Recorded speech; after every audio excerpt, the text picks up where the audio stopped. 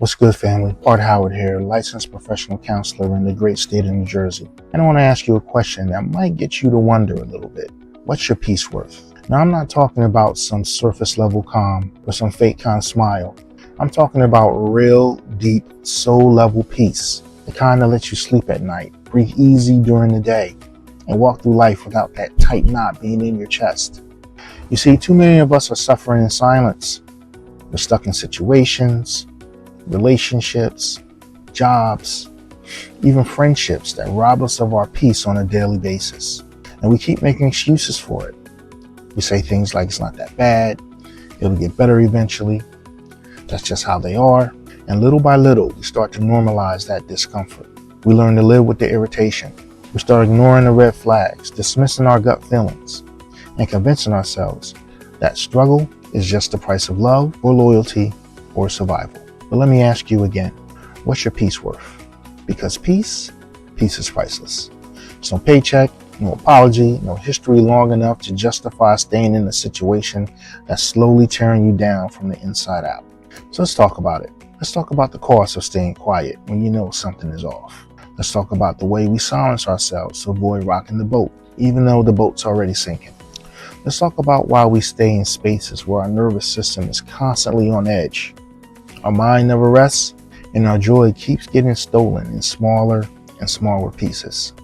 Here at In Between the Speaks, we try to dive headfirst into that type of tension by asking some of the hard questions. Why do we tolerate what we should be walking away from? Why is it so hard to advocate for our peace, especially when no one else is going to do it for us? And how do we choose peace over pressure, clarity over confusion, and freedom over fear?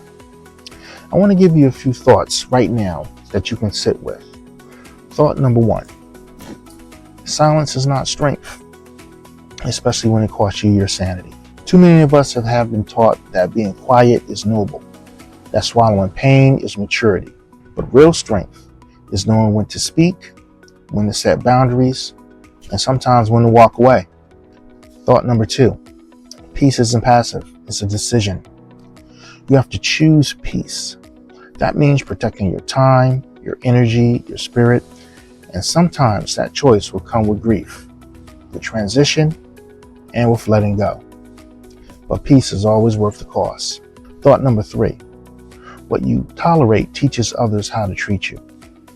So if you keep showing up like everything's fine when it's not, people are going to believe you. And some of them will keep taking from you because you never said stop. Your peace will never be protected by people who benefit from your silence. So I ask you again, what's your peace worth? Because if the situation you're in keeps stealing your peace, the most powerful thing you can do is stop normalizing it. Start reclaiming what's rightfully yours. Subscribe and join us at In Between the Speaks as we talk about how to recognize when peace is under attack, how to stop making excuses for the chaos, and how to start building a life that honors your inner calm. You aren't meant to just survive. You were created to live in peace. So let's talk about how to make that your reality. Thank you. God bless.